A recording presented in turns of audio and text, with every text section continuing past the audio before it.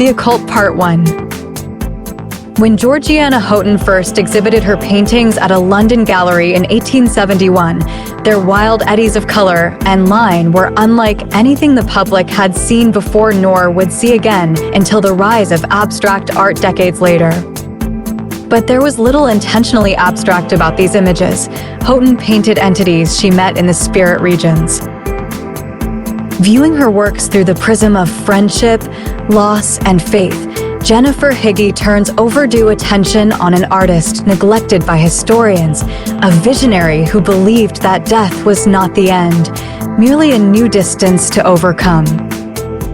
I suspect we assume that people in previous centuries, given the higher mortality rates, were more accustomed to death than we are. While that might be true, death is still death. To those left behind, it's unfathomable to grasp non-existence. Grief can be inarticulate. If there was even a glimmer of possibility, who wouldn't want to try and reach those we love, to know that they were safe and well? In 1859, still mourning, at the invitation of her cousin, Mrs. Pearson, Georgina attended a séance held by a neighbor, Mrs. Marshall. She was not young and impressionable. She was a middle-class woman of 45. But she heard and saw things that day that made her believe in the veracity of supernatural communication. Her experience convinced her that death was not the end. It was more like moving into a different room and talking through a wall. And so it began. Spiritualism would consume her until the end of her life. Georgina discovered that, with persistence, she could train herself to become a medium. She was a Christian, but Christianity doesn't preach communication beyond death. She brushed this aside. She began by sitting with her mother at twilight, discussing spiritual matters. After 3 months, on December 31st, 1859, the table tipped and messages from the other side began to flow. In 1861, Houghton saw the spirit drawings created by, or through, a Mrs. Wilkinson. Impressed, she began producing her own, first by attaching colored pencils to her planchette French for little plank, a wooden device on two-wheeled casters that holds a pencil. After a while, on the advice of her spirit guides, she drew freehand and then graduated to painting, combining watercolor, gouache, and ink. In 1863, she began hosting weekly soirees to showcase her pictures. It was around this time that one of her guests, the American Reverend John Murray Spear, admiringly called her the Holy Symbolist. She had the gift of sight, perfect vision, in all realms. Spirits appeared before her as clearly as the artists and archangels who guided her hand. Images poured from her. Even now, 150 years later, the energy and inventiveness of her work leaps off the page. In gouache, pen, and ink, it's as if her dreams are ensnared by a spider web. Primary colors whirl and dance beneath a delicate net of white translucent lines. Her pictures pulsate with life and rhythm. They're at once abstract, representational, full of intense, feverish feeling, exultant, dense, replete with possibility. Colors swirl and eddy. Fruit, the faces of Jesus and Houghton's dead sister Zilla emerge from the maelstrom only to be submerged once again. She saw flowers as the essence of a person's life and character, and they populate her pictures like phantoms. This is art as the expression of life, one in which death is equally vivid, unconstrained, unique. No one was making anything like this in the London art world of the 1860s. No one is making anything like this today. Her faith in herself and her spirit guides was vindicated in the 21st century. When London's Courtauld Institute of Art staged an exhibition of her work in 2016, it was the first time her pictures had been seen in the United Kingdom since her Bond Street show, and they were astonishing. One critic wrote, "To look at these works, you'd think they were Freudian experiments, made at the height of European surrealism, or else acid-addled 60s psychedelia. Personally speaking, they shifted everything for me." Not only were they wildly, surprisingly fresh, despite being made more than a century ago, but if such radical pictures had been excluded from the art historical canon, it begged the question, what and who else was left out? Like so many spiritualists, new technologies transfixed Houghton. In 1859, she had received a message from her archangel guides that the time was approaching when they would be able to impress their portraits on the photographic plate. In 1872, she was introduced to the photographer Frederick Hudson, who took her portrait. The result astonished her. She is pictured with an ethereal woman draped in white sheets, supposedly a ghost. Georgiana's right hand clings to the left hand of the figure, whose right hand reaches out as if to stroke Houghton's face. On the back of the photo is an inscription. In 1882, she published a book, Chronicles of the Photographs of Spiritual Beings and Phenomena Invisible to the Material Eye. In the preface, she writes, "I send them forth in full assurance that they carry a weight of evidence as to the substantiality of spirit being for transcending any other form of mediumship." In Evenings at Home in Spiritual Seance, Georgiana is open about what transpired at seances. She explains how the immense labor involved in each drawing would baffle any merely human artist to produce such harmonies, and describes, in a wonderfully matter-of-fact way, the most extraordinary sequence of events, visitations from angels, her dead mother, brothers, the drowned nephew, dripping with water, a General Ramsay and a Native American, a fair young girl, named Modi holding a harp.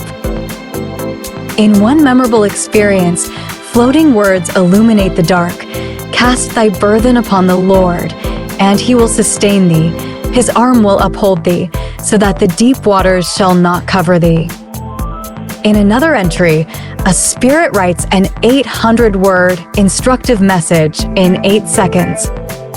Georgiana sees white and purple grapes shining in the ether, spirit lights glowing like stars, a crown hovering in the air, and a figure in a blue coat with metal buttons and a thin gold diamond ring. She feels that upon the table there was a mass of something, wet with rain, and hears the clatter of cups and saucers, a rustling of leaves, the fluttering of a bird's wings, and a perfect rainbow of sound. She and others are tenderly touched by the loving fingers of those so dear to us. She is kissed, given a white coat by Gabriel, and showered with flowers. A pile of snow-covered ice is discovered on the table and a wreath placed upon her head. She sees a number of Native Americans with white cloths around them. She is sprinkled with delicious perfume, given a ruby, a shell, wet with seawater, and a cup of tea. At times, the table rocks so hard she fears it will be broken. She describes dying as withdrawing from the earth plane to enter upon the realities of the world beyond. She understands table tipping as a sign that our invisible friends had united with us. She is dismissive of skeptics. Writing. It also often amuses me when people say that it is contrary to the laws of gravitation when a table is raised in the air without visible contact. But they do not imagine that they break a law when they lift up a light table with their own hands, and yet that is an exercise of a precisely similar power. It is impossible to know precisely what motivated Georgiana to seek a world beyond her own. Lost love, the truth? A grief for her family so deep that she conjured them from the air? I do understand, though, that the way art is created is mysterious. It can be as much the product of a dark room as a bright studio. Grounded in the theory that ideas, emotions, and even events can manifest as visible auras, Annie Besant and Charles Leadbeater's Thought Forms, 1901, is an odd and intriguing work. Benjamin Breen explores these synesthetic abstractions and asks to what extent they, and the Victorian mysticism of which they were born, influenced the modernist movement that flourished in them. I have always considered myself a voice of what I believe to be a greater renaissance, the revolt of the soul against the intellect now beginning in the world, wrote William Butler Yeats to his mentor, the Irish nationalist John O'Leary, in 1892. Yeats believed that magic was central not only to his art, but to a dawning epoch when spirituality and technology would march together toward an uncertain future. Thought Forms, a strange, beguiling, frequently pretentious, utterly original book first published in 1901, emerged from this ferment of late Victorian mysticism. It was written by Annie Besant and Charles Leadbeater, erstwhile members of the London Theosophical Society alongside Yeats, and it features a stunning sequence of images that illustrate the book's central argument: emotions, sounds, ideas and events manifest as visual auras. I have always considered myself a voice of what I believe to be a greater renaissance, the revolt of the soul against the intellect now beginning in the world, wrote William Butler Yeats to his mentor, the Irish nationalist John O'Leary, in 1892. Yeats believed that magic was central not only to his art, but to a dawning epoch when spirituality and technology would march together toward an uncertain future. Thought Forms, a strange, beguiling, frequently pretentious, utterly original book first published in 1901, emerged from this ferment of late Victorian mysticism. It was written by Annie Besant and Charles Leadbeater, erstwhile members of the London Theosophical Society alongside Yeats, and it features a stunning sequence of images that illustrate the book's central argument: emotions, sounds, ideas and events manifest as visual auras. The book's grand ambitions are evident from the first page. To paint in Earth's dull colors the forms clothed in the living light of other worlds, Besant laments, is a hard and thankless task. She insists that the images in the book are not imaginary forms, prepared as some dreamer thinks that they ought to appear.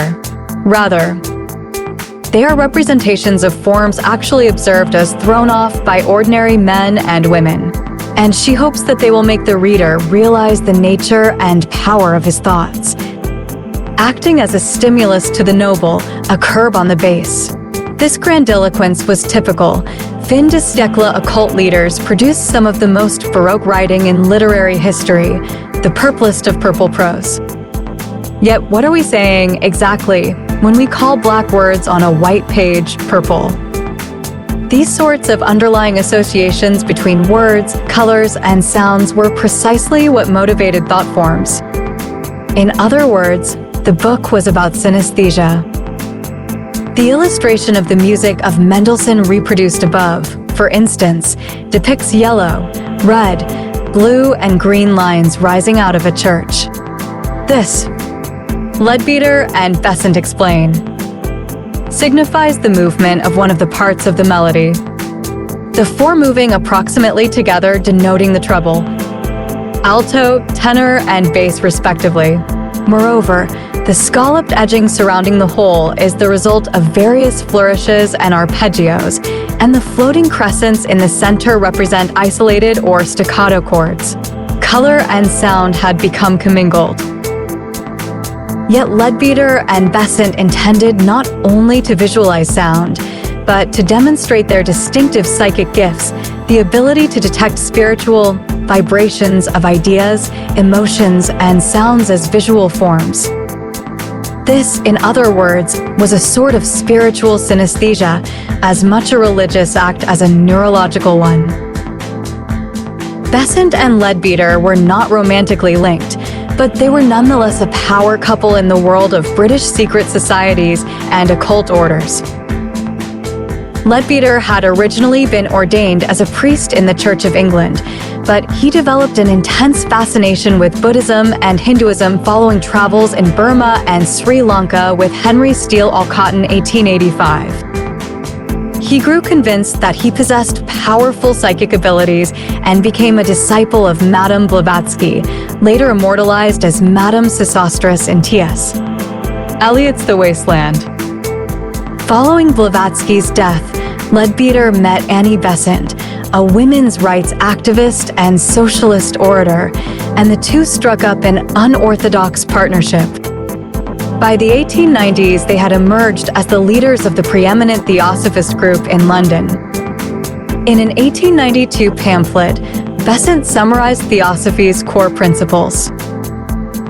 Mankind was a spiritual intelligence treading a vast cycle of human experience, born and reborn on Earth millennium after millennium, evolving slowly into the ideal man. It must be said, Theosophy was bunk. It combined social Darwinism and echoes of Neo-Raphaelite Romanticism with a kind of westernized, mashed-together Buddhist and Hindu thought, then topped it with a dash of high church ceremony and a healthy heaping of obfuscatory verbiage. The result, more often than not, was pompous, pseudoscientific nonsense. But in the case of thought forms, what wonderful pseudoscientific nonsense it was. Colors stood at the core of Theosophy as practiced by Madame Blavatsky and Besant, and indeed it has played an understudied role in the whole arc of Western occultism. In his 1704 book Optics, Newton's arbitrary division of the spectrum into 7 colors resulted in the quasi-color indigo, whose questionable differentiation from blue befuddles school children to this day. This was not the act of Newton the scientist, but Newton the alchemist. He had been guided toward the number 7 by the 7 musical notes and the 7 planets, not by scientific necessity.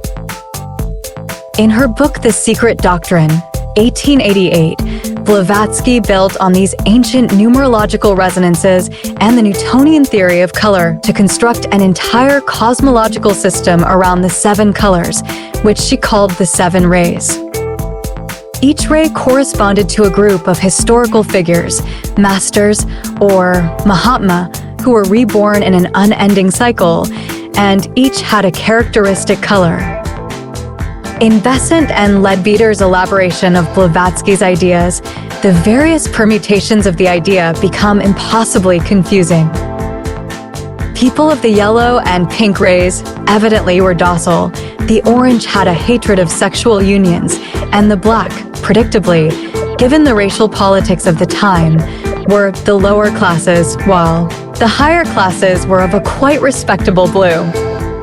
Color, in other words, dominated the Theosophist vision of both the distant human past and the post-human future. And color is the biggest takeaway from thought forms.